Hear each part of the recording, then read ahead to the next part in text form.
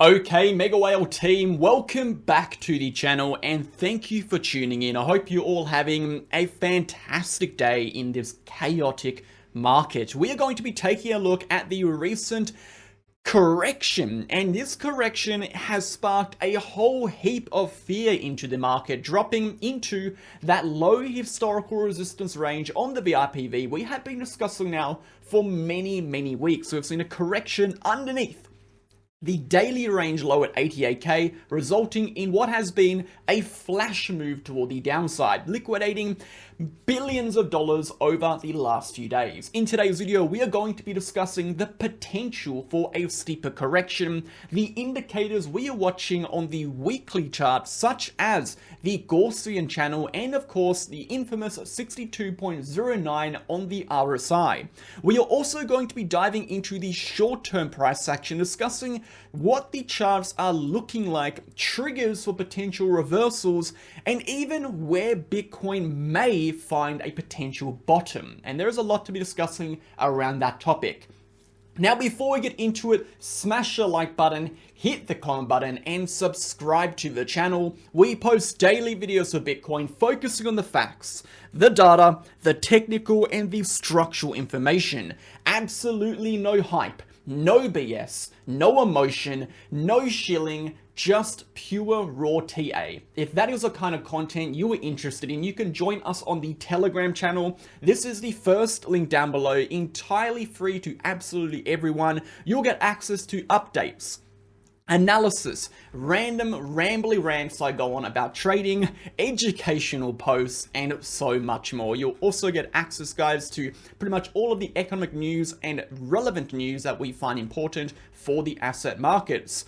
If you were interested in taking your trading to the next level, we do have a VIP sale at the moment. You can click the pinned comment to find out more information. You can find out our entire trading track record by clicking that first link. That's a 50+ month trading track record, and a 10-minute video showing you inside the channel by clicking the second. Let's go ahead and dive into the video. So as we can see, a massive move downward for Bitcoin here, and that move resulted in billions of dollars in liquidations over the last few days. I think 2 days ago we saw close to $2 billion in liquidations. Today, liquidation is sitting at 753 million, down 38%, as we do see some degree of consolidation and sideways movement occurring on the short term, with volume down 20% at 285 billion. So the overall narrative we are seeing here is a lot of people got destroyed on this correction, and we are seeing a lot of depression in the market now. We're seeing volume drop as the price action now consolidates sideways. We're seeing liquidation, even open interest falling downward, signifying less people are potentially jumping back in after this large rally toward the downside, or should I say large correction. If we look at the DXY here, the DXY has actually moved down very slightly. Now, a lot of people think that the DXY is inversely correlated to 100% with the risk asset market. That is not the case. The inverse correlation is 0.7 on the high time frame. So these intraday movements, or day-to-day, or even week-to-week movements, are not necessarily perfectly inversely correlated to the risk asset market. But when we're looking at the general directions, these general upward swings, these general upward swings, these general downward swings, those are to a greater extent inversely correlated to the risk asset market. So we're not specifically looking for, a one red daily candle and expecting Bitcoin to have a one green daily candle. It's more or less the general macro trajectory of this chart. We can use that as confluence to a degree of 70%. To have some understanding of where the risk asset market may potentially move. It is just a tool in our arsenal we can use, but generally when the dollar weakens, risk assets do rise, and that does take some time to occur. It is not an instantaneous process. So we're watching closely, particularly how this responds to the upcoming economic news. We do, of course, have our PCE and personal spending and income data tomorrow. This, of course, is leading for inflation. And then, of course, we do have on the 7th, which is going to be our next major economic news event, which is going to be unemployment rate and NFP. This historically has played a pretty big role in short-term volatility for Bitcoin. Moving over to the S&P 500, again, not looking amazing, as we did have that inability to sustain above that RSI downtrend. I've said it once, I'll continue to say it until the RSI breaks, until we get indications that the buyers have absorbed that selling pressure and they are back in control. I am cautious on the S&P, expecting potential short-term corrections towards the 50 EMA. Only upon the break of this RSI will I then look for continuations upwards. This is something I've been saying now for I can't remember how long, maybe a month and a half to 2 months, and I will stand by that until the RSI breaks. I'm going to remain bearish. If you look at when I look at when I said I was bearish, because I didn't actually particularly buy the S&P 500, but I did turn bullish on the S&P 500 over here in June. Again, you can back check it on the channel. We can't go back in time and edit our videos. It is all on there. And we ended up turning bearish on the 14th to 16th of December, right over here, just as interest rate data was becoming more speculative. So we have seen a move toward the downside from there, and we are seeing weakness continue to develop. Let's go ahead and jump into the crux of today's analysis. Like we said, we're going deep into the short-term charts, taking even a look at, the 10-minute, the 5-minute, discussing how the price action is developing. And as you can see, it's not developing all that well over here.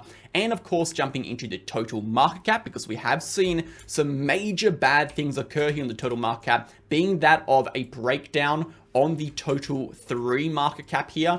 And of course, that being a breakdown on the total market cap, which is 4 days remaining. We're discussing all of that as well. So before we get into it, go ahead, sign up to BitGet, BitUnix, or BingX with the links down below. These are the exclusive exchange links. We've got a lifetime trading fee discount of 15% off all your trading fees, which can build up to 45% based on your personal trading volume. Check it out, sign up, support me making this content for you every day, and support yourself by trading on the exchanges I trust. We'll play an ad and we'll jump back in.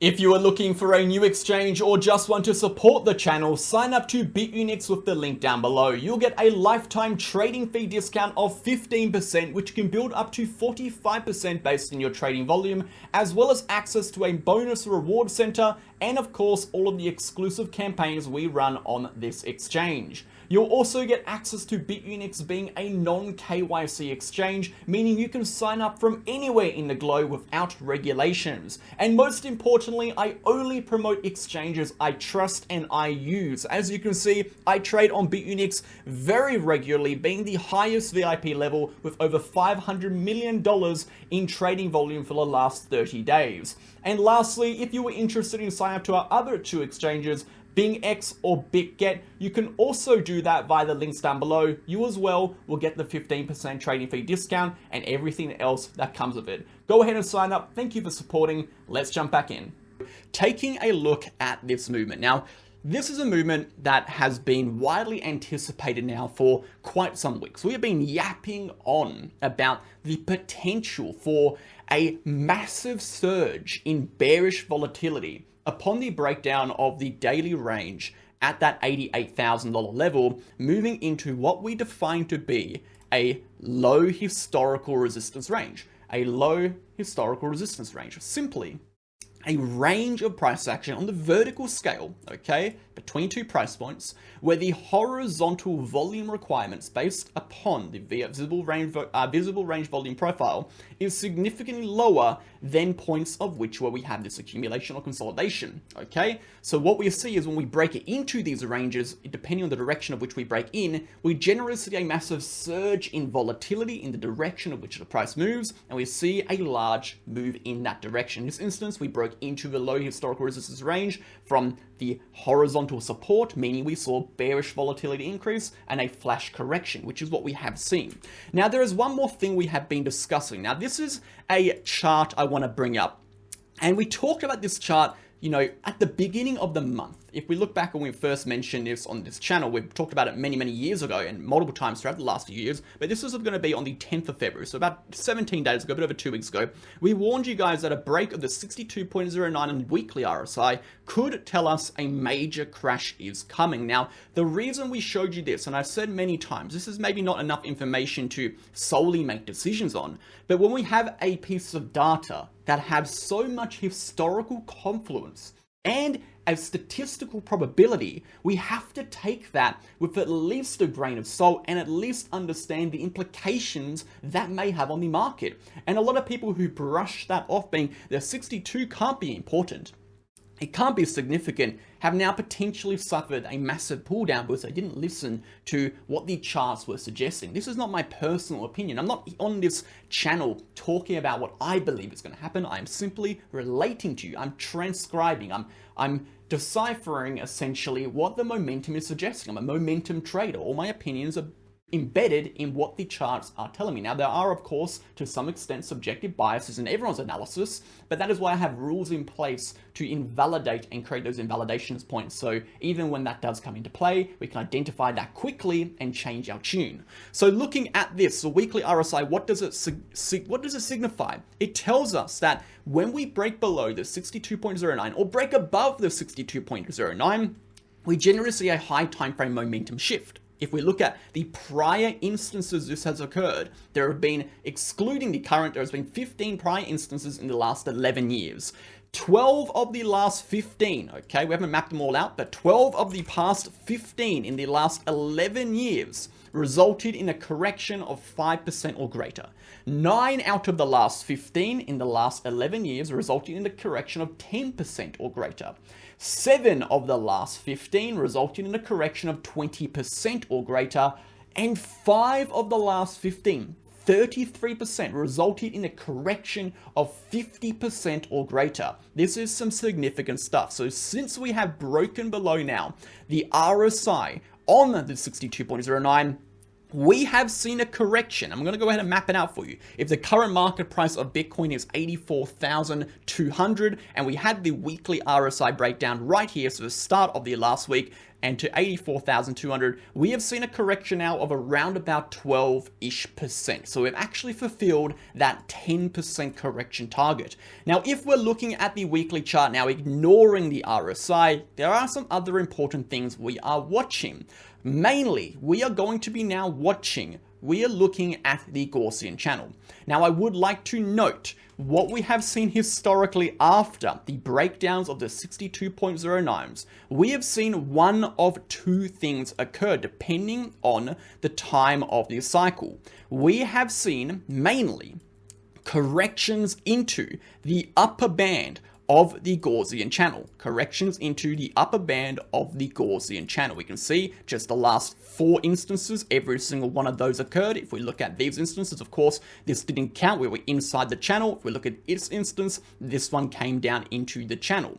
So statistically, there's about I would say about a 50% probability through the last 16 times, and these two didn't occur, that did, we have seen corrections to the upper band of the Gaussian channel. And therefore, immediately, the upper band of the Gaussian channel becomes a point of interest. Am I saying we are going to correct all the way to the Gaussian channel? I'm not saying that. I'm saying that if we do correct to the Gaussian channel, that could be a potential target where we will get a definitive directional move to occur from. Now, historically, when we break below the Gaussian channel, as we can see right over here, and as we can see historically, that is generally an indication of the macro trend shifting from up to down. So essentially, if you're waiting for a bear market, quote unquote, we would need to break below here to signify the bear market has begun, and we would very likely drop underneath the lower band of the Gaussian channel. Again, when we break into the channel, we generally exit the other side of the channel on the weekly chart.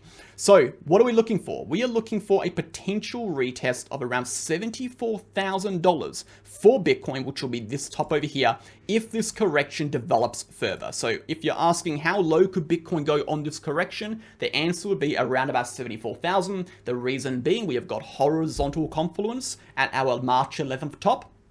And we have got now the weekly Gaussian channel, which will be crossing into that region. So according to our data over here, the correction has happened. It has started. Has it finished? We have to jump into the short term to discuss. There is a potential we can go lower. Those lower targets are around 74,000 based on the weekly chart, based on the Gaussian channel. So let's jump into the short term now and discuss how this has actually impacted the rest of the cryptocurrency market and, of course, Bitcoin. Let's start on the total market cap. The total market cap has done what we have been very, very, very worried about occurring for a long time. We've been talking this for a very long time. We have now seen, and this isn't confirmed because we need to see a weekly close, we need to talk about it anyway. We have now seen a breakdown of the 2021 high. This is significant for two reasons. Number one, from a historical trend-based perspective, this is significant, as if we look at the prior cycle, and particularly the fractal we were more or less moving off this instance here, we did not see a correction back under here. So what this means is we have kind of deviated away from this cycle in terms of how the total market cap is moving. Number two, and this is the bad thing, we have seen now a breakdown of a critical horizontal structure, the 2021 high, with a bearish divergence, which marks this entire red zone as deviation from the trend and increases the probability. This is the key thing. Doesn't confirm. Trading isn't about certainty, it's about probabilities. It increases the probability of a correction into the 50 EMA as mean reversion, and if lost, potentially into the 200. So as you can see, this correction is coming into an area of support. I think the initial brunt of this correction, we'll talk about that in a second, might be over. We might see some consolidation, we might see some short-term recovery, but there's a lot that needs to happen for the buyers to step back in and really turn bullish again. Again, we'll discuss that very shortly. So that's the total market cap. Of course, if we do see that move play out, highly likely Bitcoin does move towards that weekly Gaussian channel. As for the altcoin market, the altcoin market is a little bit of a sketchy position because we are now dipping our toes back into the 740 billion level, this 840 billion level, and we know that a weekly close below this region is going to be bearish for the alt market, for the total market cryptocurrency market cap, the total 3 market cap. We do have this macro uptrend here, which we are of course also watching, and of course this would be a potential bouncing point for the total 3 market cap if we did see that extended correction. So that is also something we are paying very close attention to, and a level we're going to be tracking now on the macro charts.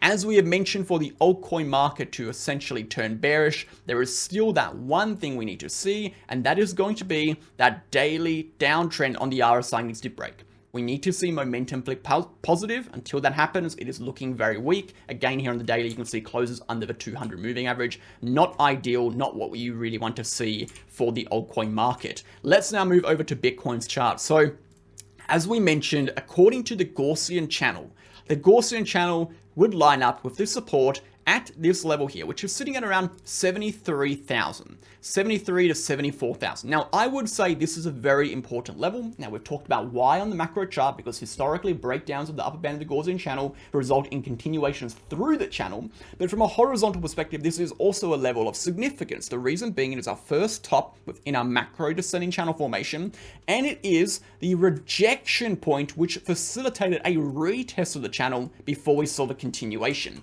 So this is a critical point now of support and a point of interest we'd be watching for if we were to retest potential bounces from, which may lead into continuations or lower highs before corrections. Either way, if we come down and retest this level, this is going to be a major reversal point we're watching on the macro charts. Let's now talk about what is happening for Bitcoin. For Bitcoin to be bullish again, like we said already, there is still one thing we are tracking, and that one thing we are tracking is going to be the momentum. We are watching the daily RSI. As you can see, this entire range of price action represented by the downtrend in momentum. We need to see the RSI crack through this level. When that occurs, we'd be confident that these prior highs will be taken out and the price will continue upwards. Until that occurs, we are not looking for macro continuations upwards of Bitcoin. We were again out of the market, sitting entirely in cash as we are doing now, and simply scalp trading with the potential for these violent corrections as we've seen. Now remember, there's no benefit. I get nothing to sit here and lie to people. All I am trying to do is I'm trying to give you the best analysis I can based on my experience and how I trade. Sometimes I'm wrong, and that is perfectly fine. There is no issue of being wrong in the market. The issue comes when you cannot admit you were wrong and you cannot change your bias. There are some people that have been bearish since, I tell you right now, since 20,000 the entire way up, because they have not been able to change their bias, because they are more concerned about being right than making profit. It is more important to make profit and successfully execute your strategy than it is to be right. And if by doing so, by successfully executing your strategy, and by following your rules, you still take a loss, that doesn't mean you did a bad job. In fact, that means you did a fantastic job, because your job as a trader isn't to log into the charts and make money. Your job as a trader is to log into the charts and execute your strategies based on your predetermined and premeditated rules that you have devised over a series of trades to then have a result which is profitable. Okay, if you're focusing on making the money, you are not focusing on what needs to occur, what you need to actually do to get to that end result. Focus on the process, not the result. So the same goes with this, guys. Okay, we focus on the process. Let's now dive into the short term. Now, obviously, Bitcoin is under the 200 moving average, not looking good. Look, to sit here and say Bitcoin is not looking good is pretty obvious, right? We all know Bitcoin is not looking very good over here. People want to know, are we going to bounce? So we've talked about the potential for lower corrections, and the simple answer is this is now a resistance, okay? The simple answer is we are now under resistance. If we were to flip this chart, okay, what would you say? What would you think? Okay, this is a good little tool you can do when trading, is invert the chart and see how your biases expect. If you were to see a break of this level, okay, would you expect the price action to continue upwards into resistance, or would you expect this rally to fail and correct?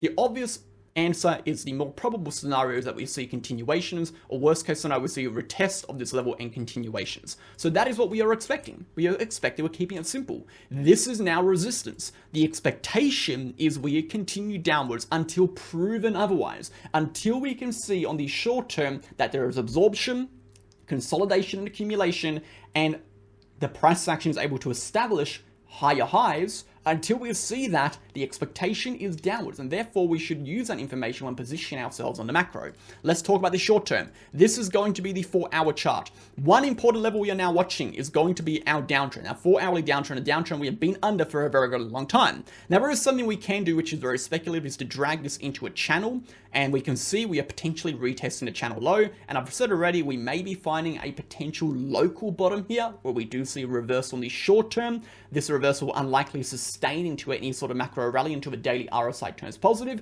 but we could see, after what has been a massive correction, some strength return to the buyers on the short term. We can already see here we do have a potential bullish divergence forming from these two drops into a potential support, so we may find some temporary relief around about this region. Now, it's very, very hard to sit here and give you specifics and analyze a price chart that looks like this, simply because of how violent these liquidation cascades have been and how quickly the chart is going to adapt and change. But I would not be sitting here trying to long every single correction and trying to catch a falling knife. What I'd personally be doing on the smaller time frame, again, this is what I personally am doing, I am watching for prior highs to be taken out and lower highs to be established. I am watching for the trend to show indications that the buyers are finding support and absorbing this selling pressure. For example, we are watching levels such as this most recently established low, okay, followed by this lower high right over here.